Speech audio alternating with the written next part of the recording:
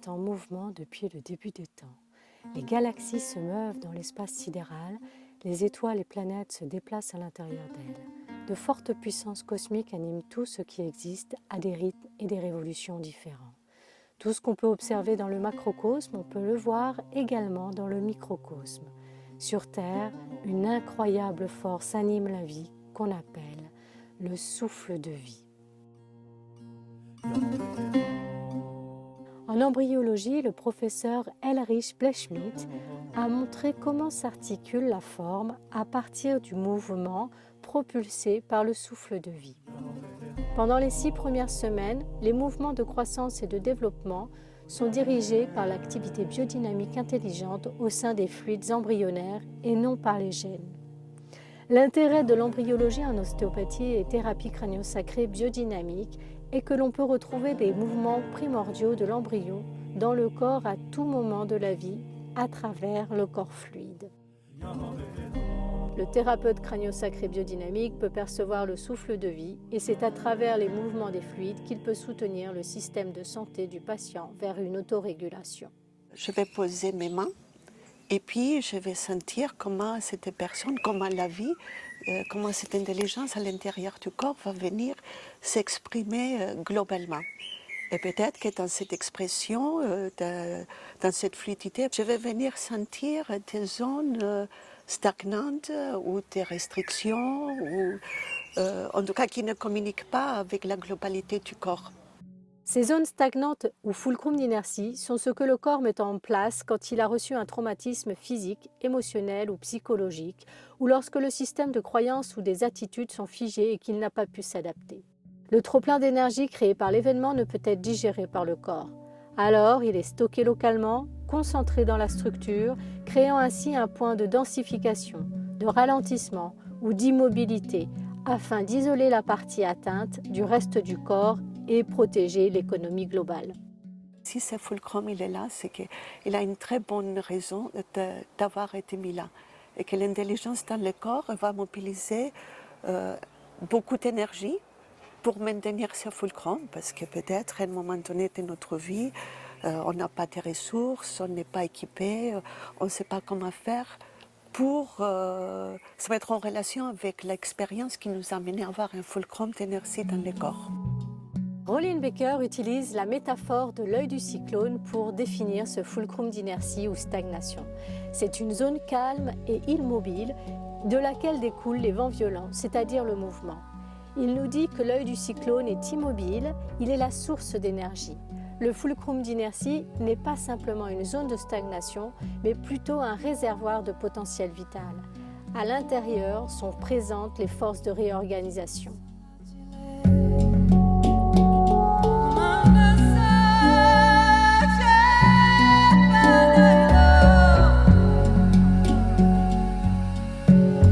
À partir du moment où on rencontre dans le champ fluide un plan d'inertie, ce plan d'inertie, il est bourré de potentiel vital.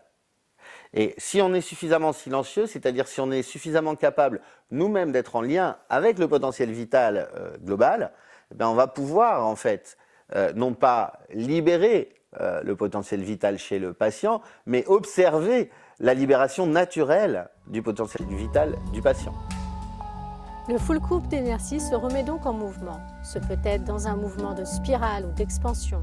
Dans sa phase de résolution, le mouvement peut s'amplifier dans l'espace et se dilater tellement qu'ils se font partout. La stagnation fait à nouveau place à la fluidité, la zone isolée est réintégrée au reste du corps. Ce processus de résolution libère l'énergie stockée et permet au corps de se réorganiser et de se rééquilibrer. Le Dr Sutherland, avec son célèbre adage « Be still and now », mettait l'accent sur l'importance de la posture interne du praticien, de sa manière d'être présent et apaisé. Pour s'ouvrir au patient, il est important que le praticien connecte avec le silence en lui. Se centrer sur peut-être son propre point de silence du moment, c'est un bon socle pour aller rencontrer les points de silence chez le patient et éventuellement son point de silence à lui central. Donc le thérapeute il se trouve à ce moment-là dans le pont entre lui et l'autre. Donc à partir du moment où le thérapeute rentre dans un état silencieux, dans un état de tranquillité, en fait, il va forcément rayonner cet état de tranquillité autour de lui. Et le patient, souvent, en fait, ce qu'il vient chercher, à travers la chaleur des mains, à travers l'accueil, c'est aussi cette relation au silence. Car c'est dans le silence et la confiance du praticien que le patient peut se déposer et lâcher prise. Le silence, quand c'est un vrai silence, c'est profondément guérissant. Pourquoi c'est profondément guérissant? Parce que c'est un moment où on peut lâcher, en fait, les choses profondément. Donc on lâche nos systèmes de croyances, on lâche la façon dont on se perçoit, on lâche nos propres perceptions. Et dans ce moment-là, en fait, il y a ce dont Ridley parle, de cette transmutation. Transmutation de la zone de stagnation en mouvement de santé. La danse de la vie se réinstalle dans la profondeur de l'être, allégée de ce qui l'enfermait dans son corps, mais aussi dans son esprit.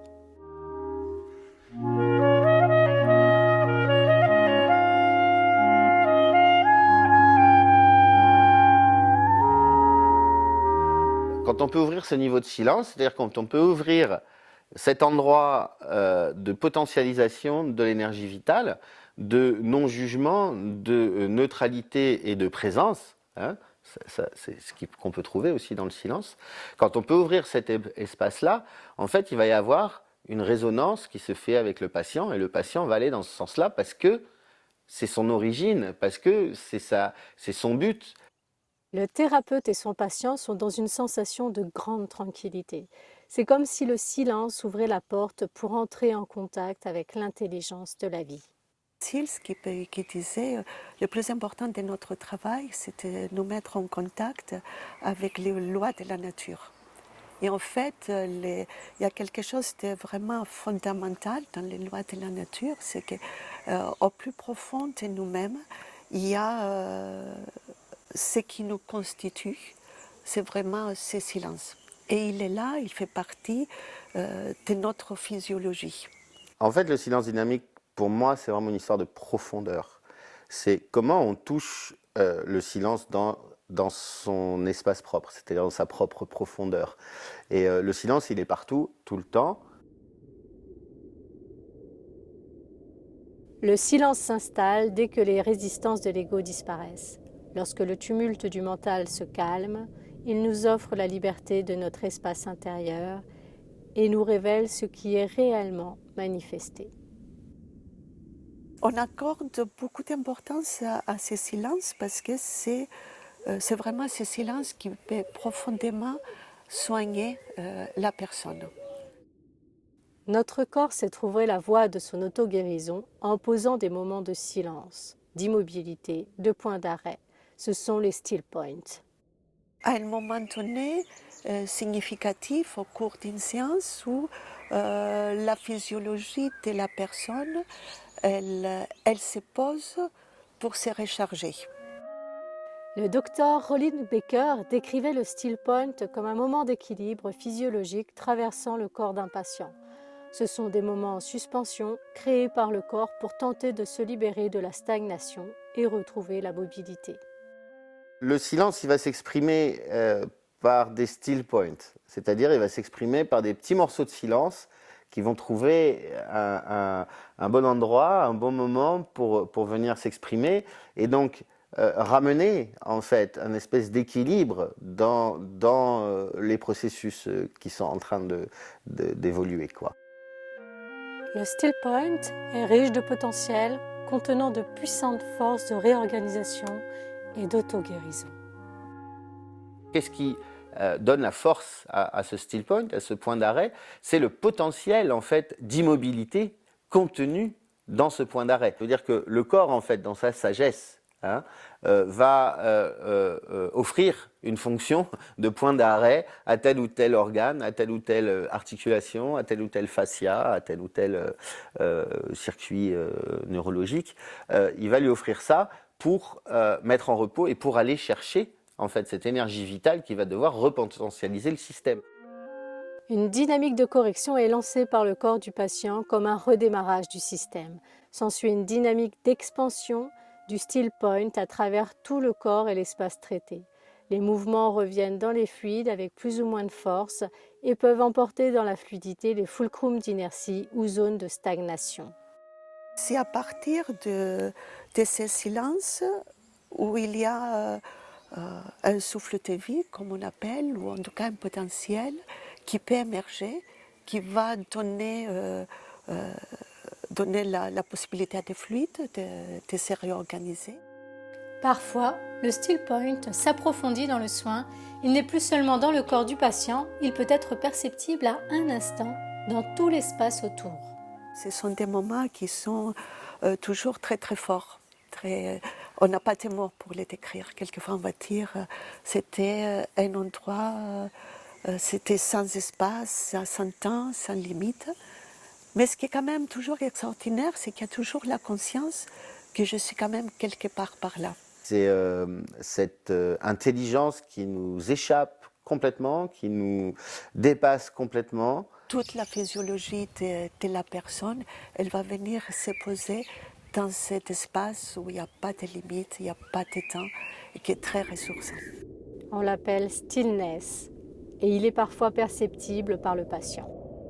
Il peut y avoir des gens qui vont dire « Ah oui, j'ai senti le silence au moment où mon cœur il bat avant de rebattre », d'autres qui vont le situer au niveau de la respiration, d'autres qui vont venir le situer dans une zone calme dans le corps, et puis d'autres où effectivement ils vont le situer comme quelque chose qui est là et qui n'est pas différent de tous ces silences qui les entourent.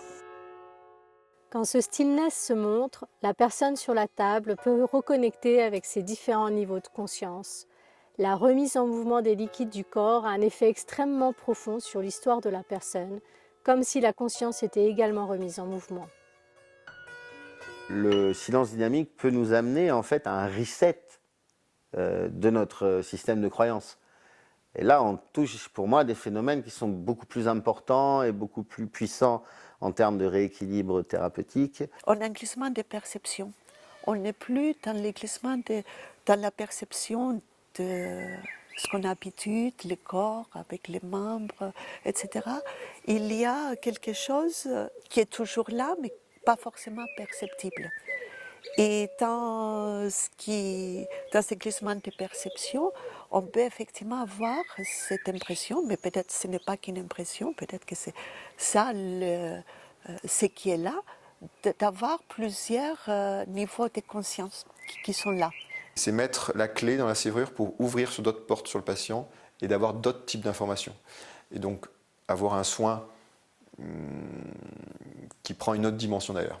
Le moment où le silence dynamique s'ouvre, c'est un moment de grâce. C'est ce qu'on appelle les moments de grâce. Toucher le stillness ou le silence dynamique pleinement déployé permet au patient une reconnexion avec ses différents niveaux de conscience et une transmutation des divers schémas, même s'il n'en a pas conscience et qu'il n'est pas venu pour ça. Le patient, lorsqu'il vient, souvent ce qu'il amène, c'est peut-être un traumatisme, peut-être un accident de voiture, mais c'est souvent quelque chose parce qu'à un moment donné, il a perdu son unité. L'histoire personnelle d'un être humain étant tellement complexe, en fait, on ne peut pas simplement réduire en fait, notre action thérapeutique au fait de rééquilibrer un genou sur un plan postural. Le corps humain, c'est plein de symbolique. Chaque pièce de l'être humain est construite d'une certaine façon symbolique, en fait.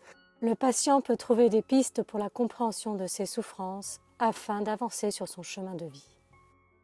L'important, c'est que la personne puisse s'approprier sa propre histoire pour retrouver son unité. Quand on touche le silence dynamique, on est en lien avec le grand mystère de la vie. Le silence dynamique, c'est ce monde de l'esprit qui nous accompagne dans ce monde terrestre ici.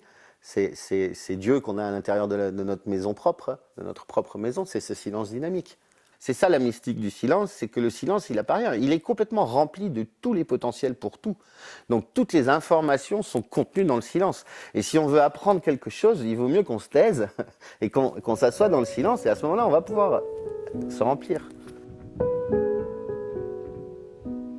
Le silence dynamique ou dynamic stillness est un concept puissant et essentiel. C'est un état de tranquillité qui permet au corps de se réorganiser, de se régénérer et de s'équilibrer. C'est un moment de profonde connexion avec l'intelligence innée du corps où les forces de guérison naturelle sont mises en mouvement. Nous avons ainsi une expérience de soins totalement holistique.